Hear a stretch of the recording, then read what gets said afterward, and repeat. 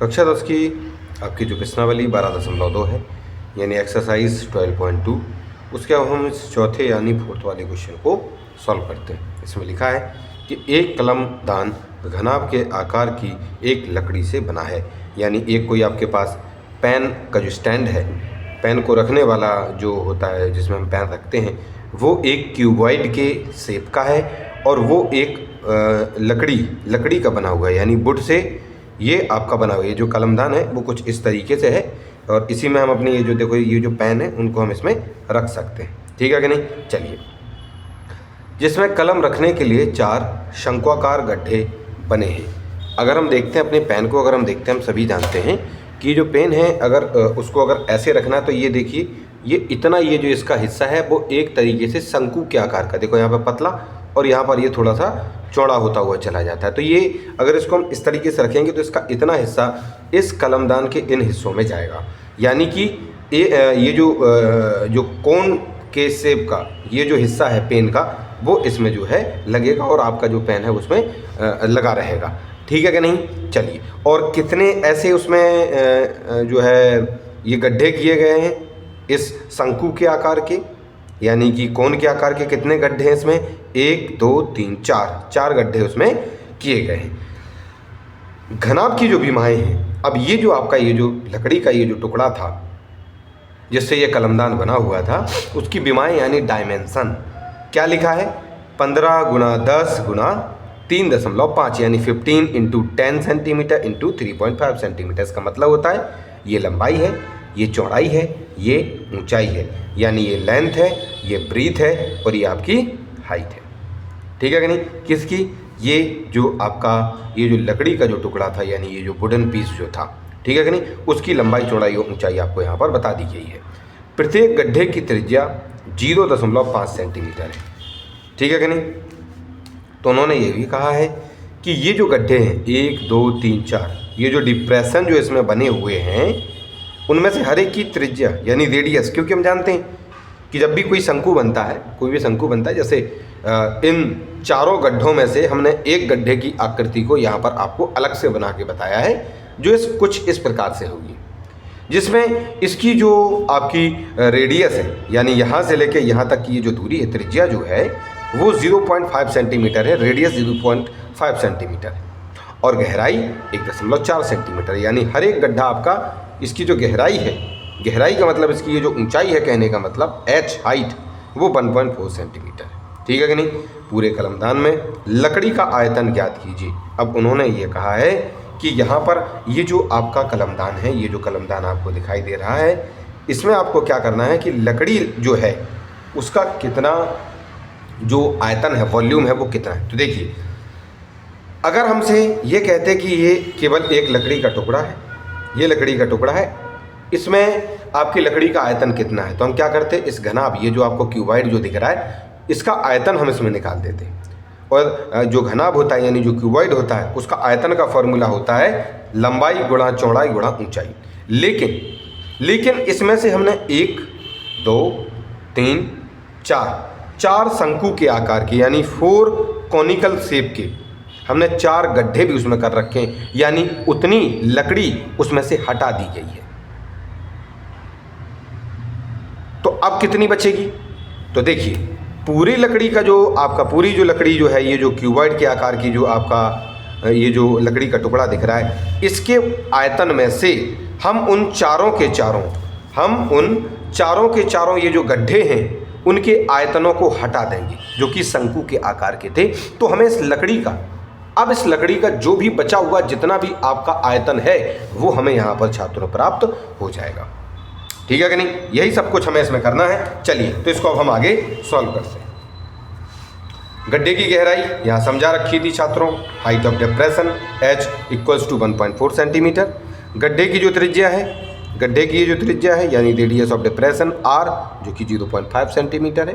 पूरे कलमदान में लकड़ी के आयतन के लिए मैंने अभी आपको ये समझा ही दिया कि हमें इसमें से इसके जो है आयतन को कम करना है, माइनस करना है, ठीक। ये इंग्लिश में लिखा हुआ है कि volume of wood in the entire stand equals to volume of cuboid -4 × volume of depression, यानी चारों के चारों गड्ढों का जो आयतन है उसको हमें कम करना है। आपके इस पूरे लकड़ी के जो जो टुकड़ा है जो कि घनाभ के आकार का, क्यूबॉइड के आकार का है, उसमें से। तो हम जानते हैं कि घनाभ का आयतन यानी कि क्यूबॉइड का जो आपका वॉल्यूम होता है वो L into B into H होता है, यानी लंबाई गुणा चौड़ाई गुणा ऊंचाई होता है। माइनस करना है, 4 की जगह हम 4 लिखेंगे, ये जो 4 है उसकी जगह 4 है, गुना। अब गड्ढे जो है क्योंकि हमारे कोण यानी शंकु के आकार के हैं, तो शंकु का यानी कोण का जो वॉल्यूम का फॉर्मूला होता है वो आपका ये रहा 1/3 पाई आर स्क्वायर एच, यानी ये आयतन का फॉर्मूला है आपके शंकु का, उसको हमने लिख दिया। L देखो आपको शुरुआत में दिया गया था लंबाई गुणा चौड़ाई गुणा ऊंचाई, या हम लिख भी सकते थे, यहाँ पर आपको दिया गया था ये जो आपके ये जो घनाभ था, ये जो क्यूबॉइड था, उसकी लंबाई चौड़ाई और ऊंचाई, तो हमने लंबाई चौड़ाई ऊंचाई लिख दिया, यही 15, 10 और 3.5 को। ठीक है जी, चलिए माइनस की जगह माइनस लगाएंगे छात्रों, 4 की जगह 4 लिखेंगे, 1/3 की जगह 1/3 लिखेंगे, गुना लगाएंगे, पाई की जगह 22/7 लिखेंगे। ठीक है कि नहीं? चलिए, अच्छा यहाँ पर ये थोड़ा सा ये मिस हो गया, यहाँ पर रखते हैं वैसे, अब दिखाई देगा आपको। ये देखिए इनकी जो लंबाई चौड़ाई ऊंचाइयाँ जो थी, लंबाई चौड़ाई जो ऊंचाई थी, लंबाई चौड़ाई ऊंचाई जो आपकी किसकी थी, घनाभ की, वो हमने यहाँ पे लिख दी 15 × 10 × 3.5 माइनस 4 की जगह 4, 1/3 की जगह 1/3, पाई की जगह पे गुना में 22/7 होती है उसकी वैल्यू। आर क्योंकि त्रिज्या बच्चों 0.5 थी, यानी 0.5। कहना सर 0.5 को 1/2 क्यों लिख दिया? देखो ताकि ये जो क्योंकि उसका स्क्वायर है ना, तो 2 और 2 आपके कितने हो, चाहे तो आप 0.5 भी लिख सकते हैं, कोई दिक्कत नहीं, आप 0.5 भी लिख दीजिए, तब भी आंसर निकालेंगे, तब भी आपका आंसर सही निकलेगा। लेकिन इस 0.5 को कहना सर 1/2 कैसे कर दिया गया है, ये ज़्यादा समझा दो। चलो ये भी हम बता देते हैं कि इसको कैसे कर दिया है। ये जो 0.5 होता है इसका मतलब होता है आधा, और आधे को हम 1/2 कहते हैं। ये तो एक चलो ठीक है, जनरल नॉलेज वाली बात है, साधारण सी बात है, लेकिन फिर भी अगर आपको ये देखना है कि कैसे 1/2 आया, तो इसके नीचे 1 लगाइए। उसका पॉइंट हटाने के लिए हम क्या करेंगे, एक जीरो वाली संख्या से ऊपर और एक जीरो वाली संख्या से नीचे गुना करेंगे। इसको गुना करेंगे हम तो सभी जानते हैं 5 आएगा, और इसमें गुना करेंगे तो 10 आएगा। अब 5 से दोनों को काट दो तो 5 एकम और 5 दूनी, तो 1/2 आ गया आपका। तो ये आपका जवाब हो गया 1/2। और चाहे तो आप नहीं, अगर आपको आर की जगह 0.5 भी लिखना है तो इन दोनों की जगह पर 0.5 लिखिएगा, फिर 1, 2, 3 आपके पॉइंट वाले आपको वहाँ पर गुना करने होंगे। ठीक है कि नहीं? तो उससे बचने के लिए, ताकि हमें एक ही पॉइंट वाला गुना करना पड़ेगा, तो उससे बचने के लिए हमने ये चीज़ लिख ली है।